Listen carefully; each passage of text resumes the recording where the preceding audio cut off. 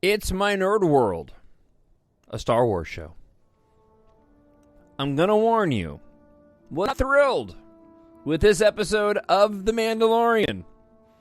I will explain why coming up, also get to some of your listener feedback. Thank you so much for checking out this week's episode, as always. If you read, you obviously like science fiction, you can support My Nerd World and check out the EMBARK science fiction space opera series. Pick up your copy of the 7-book saga on Amazon.com or MyNerdWorld.net. More details at the end of this week's episode.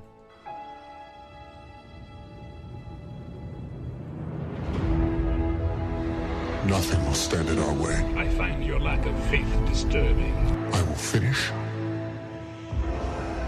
what you started. Who are you? I'm no one. There are stories about what happened. It's true. All of it. The Force. It's calling to you.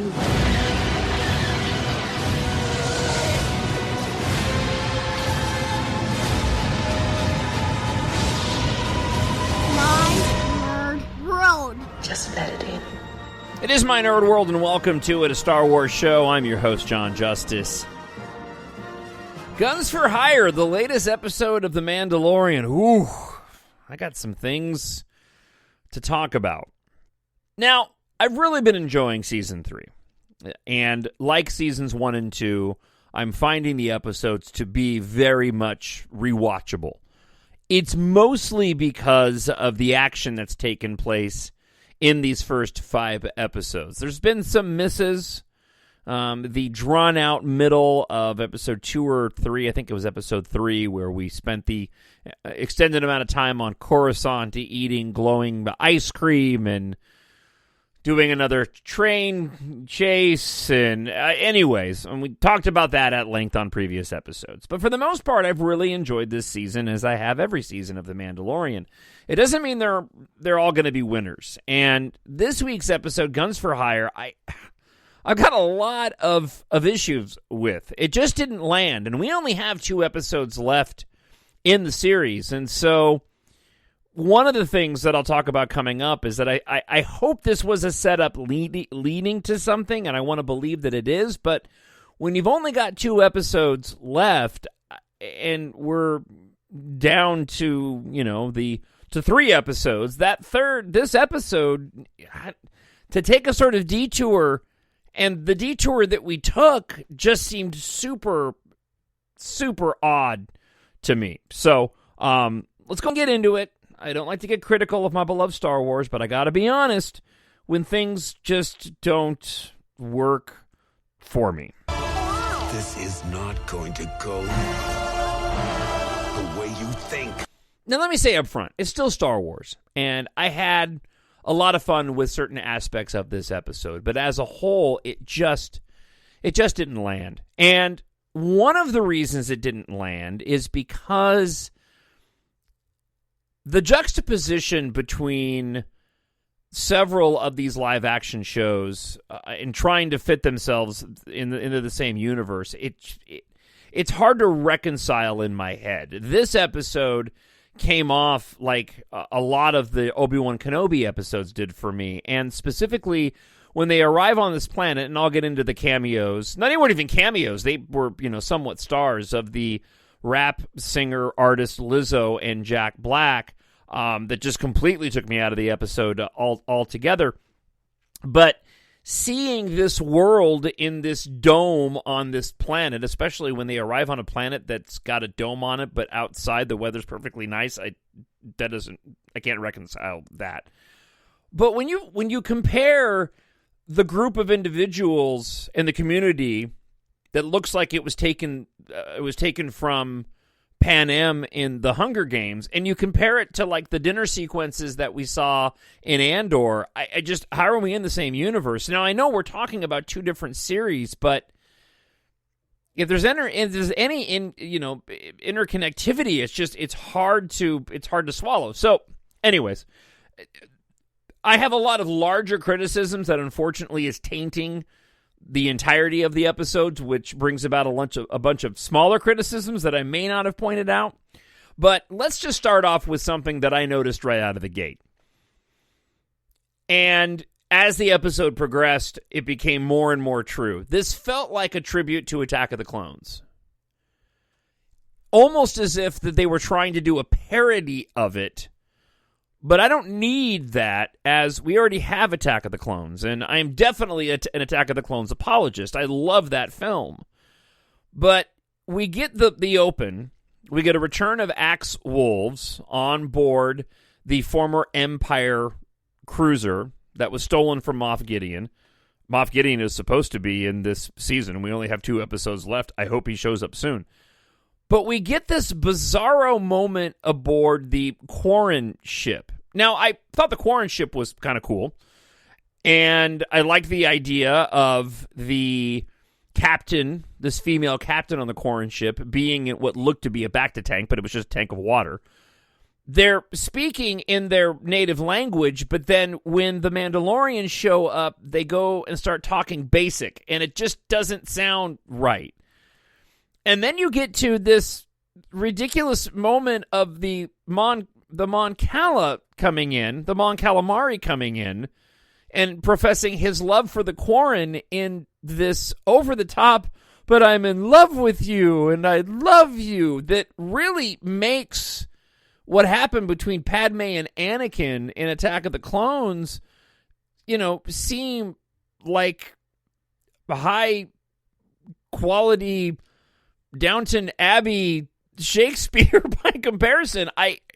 It was one of those moments when you watch a movie, at least for me, typically you can tell within the first 10 minutes or so whether or not the movie's going to land.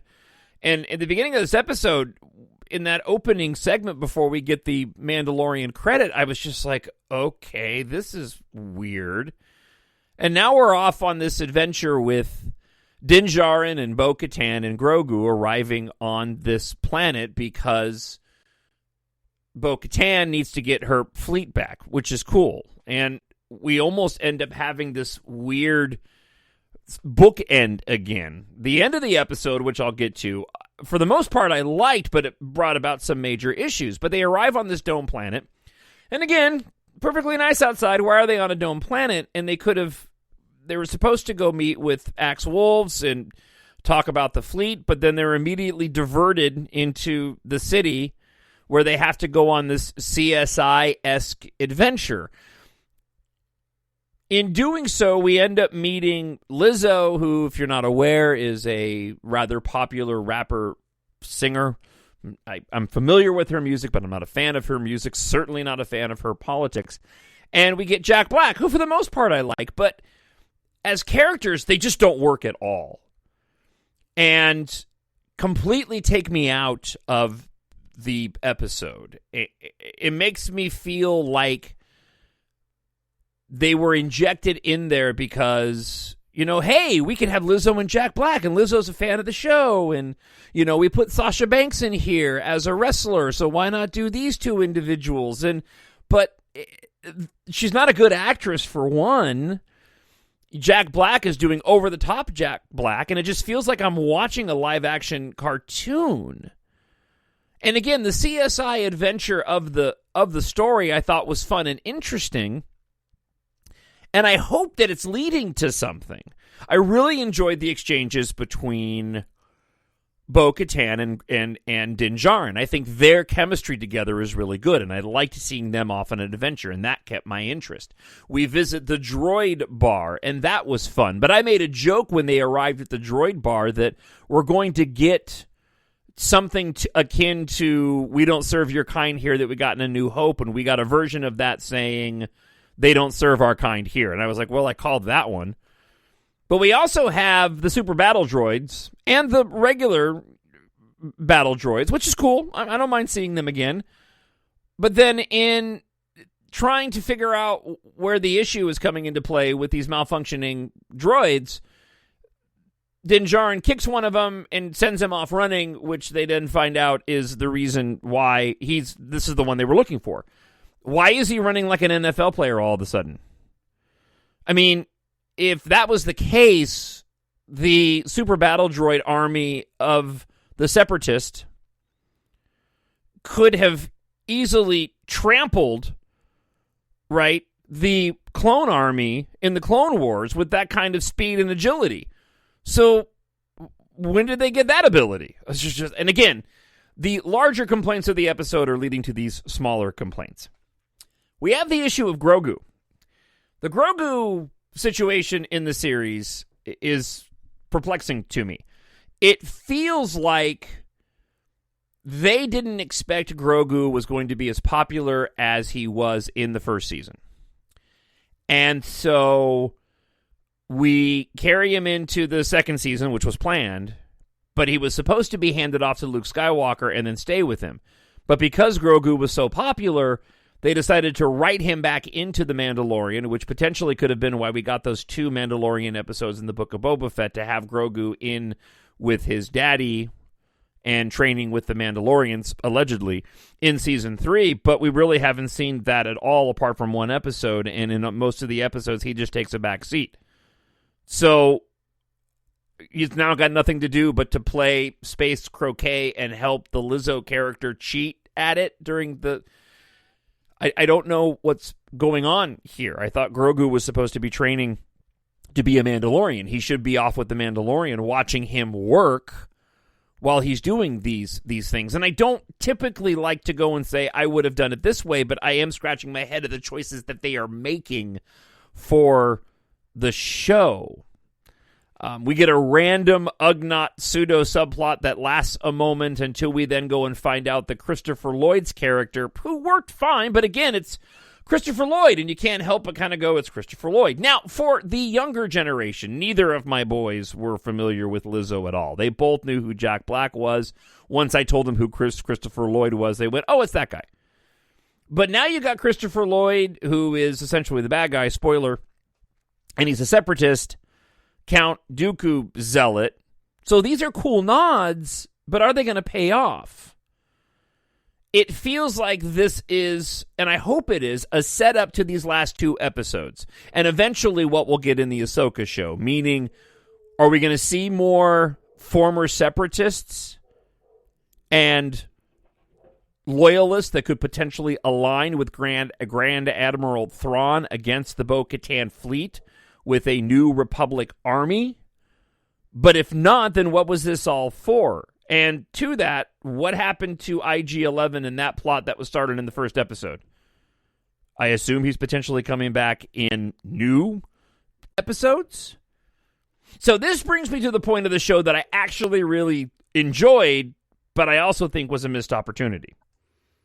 I love Bo-Katan getting this put-together fleet back. Having the 2 former Imperial ships along with the Mandalorian starfighters. I like this. And again, I feel like this is leading to something. I liked the loophole that was created and what Din Djarin explained after Bo-Katan's fight with Axe Wolves, but I have to ask the question, why did Din Djarin wait until after she fought with Axe Wolves to then explain, well, on Mandalore she saved me by beating this machine creature, General Grievous wannabe, that I thought was cool at the time, and I still do, and I understand the logic and how she gets the Darksaber back, but what a weird way to handle that situation. You think that Din's going to fight her, only to have him explain that, no, she deserves it now. She saved me, so this handles the issue of needing to earn the Darksaber. And then we get this repeat of the moment that we got in Rebels. Now, granted, not everybody has seen Rebels, but if you've seen Rebels, you know the moment in the episode, I don't remember what season it was, where Bo-Katan gets the Darksaber and she holds it up in front of all the other Mandalorians and declares that she's a leader of the Mandalorians. And so we get this again, but it's way less dramatic in the middle of this open field in the daylight. And I couldn't help but wonder at the end of the episode, she ignites it. Okay, then what? I mean, what happens in the beats afterwards? I'm disappointed. I love my Star Wars. It's an episode that I will watch again, and I'll watch it when I rewatch the series. And I find it more rewatchable than, say, Obi-Wan Kenobi or even the Book of Boba Fett. That being said, it just feels like a missed opportunity, and like, why are we doing this? And if they're trying to grow the Disney subscription services, I don't think this is what Lucasfilm needs to be delivering. And Jon Favreau, who I feel like has done a great job, he has, but boy, he is so hit and miss with some of his stuff. And when he misses, he just misses enough to kind of spoil it all. There were moments in this that I thought were good, that will keep me from completely skipping the episode altogether. And I can say that with most of what Jon Favreau's done that I didn't really like all that much. But this episode just missed the mark. And it wasn't helped by Bryce Dallas Howard. And while I've enjoyed the episodes of The Mandalorian that she has directed up until here, I felt like she did not help the situation with, say, Lizzo, who, I mean, she had a ton of dialogue in this episode. And she had more than Michael Biehn from Terminator and The Abyss, for those who are familiar with that actor, who was in the Ahsoka episode in season 2. And she's just not a good actress. And Bryce Dallas Howard didn't do her any favors. Jack Black was way too over the top, and it was a weird sort of cartoon live-action tribute to Attack of the Clones that I didn't need. The moment when they're running through the city, chasing the NFL running back super battle droid, I even looked at the family and I'm like, okay, this feels like Attack of the Clones. Going into the droid bar, even though it wasn't a droid bar in Attack of the Clones, feels like Attack of the Clones. The opening schmaltzy, I love you, I'm in love with you, of the Mon Cal and the Quarren, it feels like Attack of the Clones. But I didn't need... We have Attack of the Clones. I wonder with my Star Wars sometimes, man, and this goes back to my less is more. Maybe there's a scarcity to Star Wars that needs to happen, and we'll appreciate things like this more. I hate being negative on my show. What do you think? TalkShowNerd@gmail.com. Leave a comment up on YouTube. All right, let's get to some listener feedback this week. I need someone to show me my place in all this. All right, Miranda Alicia, friend of the show, says, I'm going to say it. Are you ready? Okay, here we go. Mandalorian Season 3 is the last Jedi of Mandalorian. And this was based off of last week's episode. And I'm not afraid to say it, woo-hoo. Let the screaming commence. Come at me, haters. Woot, woot, woot. It feels great to say it out loud. I'm not even kidding. Now, I don't know how Miranda feels about this episode. This was off of last week's episode, and for the most part, I've really enjoyed this season of The Mandalorian and the story that they've told so far, especially with Bo-Katan. This episode just missed my mark, so I'm curious to hear what Miranda has to say after this week's episode.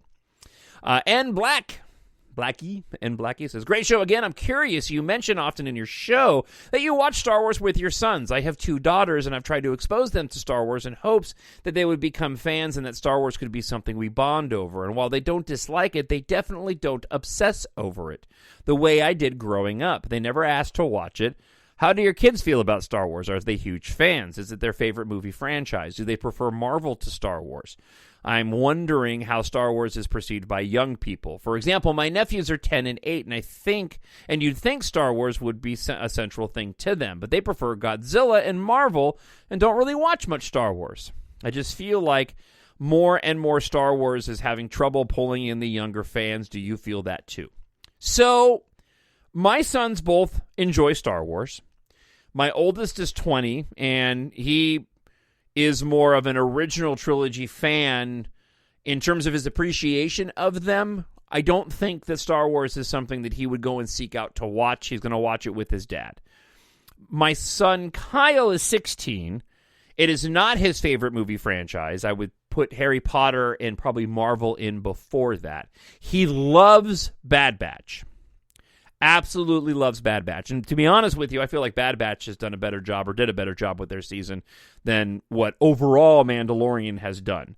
And in a lot of ways, it feels like the Bad Batch was more adult-oriented than what the Mandalorian has been this season. So I don't know how much it is connecting with young people. I think part of the problem with Star Wars goes back to the oversaturation. What are they going to gravitate towards? What are they going to watch? Everybody watched Andor. My 20-year-old really enjoyed Andor, and I think my 16-year-old did too, but it's not something that they're going to be going back and watching again. Maybe Andor for Logan, but not for Kyle. I know we have the Skeleton Crew show coming out that's supposed to be more like Emblem.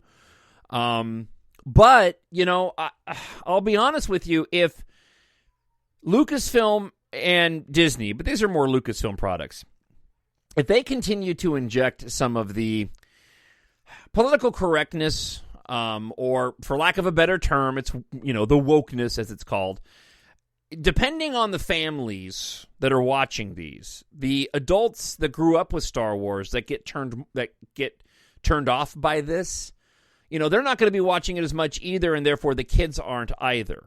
And I know for our family, a lot of that stuff just doesn't land, and it seems very forced. So, it's pretty clear that Star Wars and Disney and Lucasfilm have got a bit of an issue on their hands, and it'll be interesting to see if Bob Iger course corrects it. With that, too, I'll have more to say after this weekend, because there will be another show coming up this weekend. I'll explain why in a moment. Lastly, Mark Goddard writes, curious to hear your thoughts on this article. It's an article talking about Jack Black and Lizzo in the episode of The Mandalorian from Not the Bee. It seems like talking about how the show lost some of its appeal a week or so ago. It's not must-watch TV anymore. Feels like this echoes your thoughts. And I think I kind of laid it out quite a bit in this week's episode. I don't know. These are weird decisions. It's unfortunate to me when you have these good Star Wars roles that could be going to actors and actresses who are trying to make their way into Hollywood, and these could be roles that you could put them in where they could be discovered, and yet they're being thrown away on established artists that aren't even actors or actresses like Lizzo or Jack Black, or even Jake Lloyd for that matter, rather than giving them to either actors or actresses that have been around for a while and haven't really become much of anything, or younger actors and actresses. I feel like they're missed opportunities, and it takes me out of the shows by using these well-known individuals in sort of a cameo of the week. Your Sasha Black being a wrestler isn't known by everybody, and she's hired because she's going to be a Mandalorian, and so there's a physicality she can bring. Same thing with Gina Carano, who I feel is missed quite a bit in the series, and I enjoyed quite a bit in the series, and again, if we're being honest, I feel like she got a completely unfair shake from Disney in light of what had happened. So I wait to see what Bob Iger does, because all these productions that we're watching were productions that were in place before Bob Iger took back over Disney and would be able to give any direction to the new productions of Lucasfilm. So I patiently wait to see how that shakes out. Lastly, Patrick Stoll writes, with all the changeover with Star Wars lately, I agree with you when you said in recent episodes, that a lot of the fan base really does not need to get so worked up with the behind the scenes and the minutia of the movies and shows. If you look back at its history, Star Wars has always had this stuff going on as far back as the original trilogy. Again, if the internet, in Twitter, on YouTube and podcasts existed back then, I can only imagine what would have been said about what Lucas was doing or changes being made to those movies.